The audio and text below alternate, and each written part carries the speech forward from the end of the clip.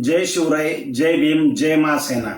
मी दिलीप बच्चे नाना, महासेना क्रांतिकारी संघटना उपाध्यक्ष। आज मी समोर येण्याचं कारण, 2 दिवसापूर्वी परिवहन मंत्री प्रताप सरनाईक यांनी खूप एक चांगला निर्णय घेतला। मुंबईमधील ज्या रिक्षा त्या रिक्षा चालकांना मराठी येणं अनिवार्य आहे, अन्यथा परमिट रद्द। खूप चांगला निर्णय घेतलेला आहे।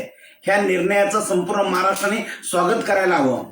स्वागत करायचं सोडलं, विरोध करणं चालू झालेलं आहे।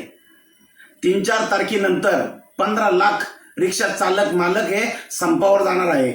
एक गोष्ट मला समजत नाही, ह्या महाराष्ट्रामध्ये मुंबईमध्ये तुम्ही आपल्या कुटुंबाची उपजीविका भागवण्यासाठी येता। ह्या महाराष्ट्राने तुम्हाला भाकरी दिली आणि त्याच महाराष्ट्रातील मातृभाषा मराठीचे 4 शब्द बोलायला मला लाज वाटते का?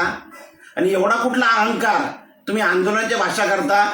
माझी तमाम महाराष्ट्रातील तमाम बांधवांना विनंती आहे, एक लक्षात ठेवा, हा अपमान फक्त माय मराठीचा नाही, हा अपमान संपूर्ण महाराष्ट्राचा आहे। आणि ज्यांना वाटतं नाही हे रिक्षा संप वगैरे त्यांनी संपत न जावे, त्यांनी आपल्या राज्यात निघून जावं। अरे महाराष्ट्राने तुम्हाला रोजगार दिला, रोटी दिली आणि त्या महाराष्ट्रावरती तुम्ही हे उपकार करता? हे कुठेतरी थांबणं गरजेचं आहे। आणि संपूर्ण महाराष्ट्रातील सर्व मराठी जनांना माझी हात जोडून विनंती आहे, प्रताप सरनाईक या साहेबांनी खूप चांगला निर्णय घेतलेला आहे। या निर्णयाचं स्वागत करा। व जे पण हे उपरेत ना, उपरेच बोलतो, विरोध करतात ना, तो विरोध हाणून पाडा।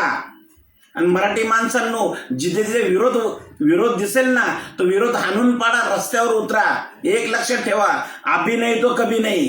हा तुमचा आमचा अपमान आहे, माय मराठीचा अपमान आहे। शांत बसू नका, विचार करण्याची बाब आहे। 4 शब्द मराठी लोक बोलू शकत नाही आणि संप करतात, काही गरज नाही। माझी महाराष्ट्रात तमाम बांधवांना विनंती आहे, हा संप हाणून पाडा।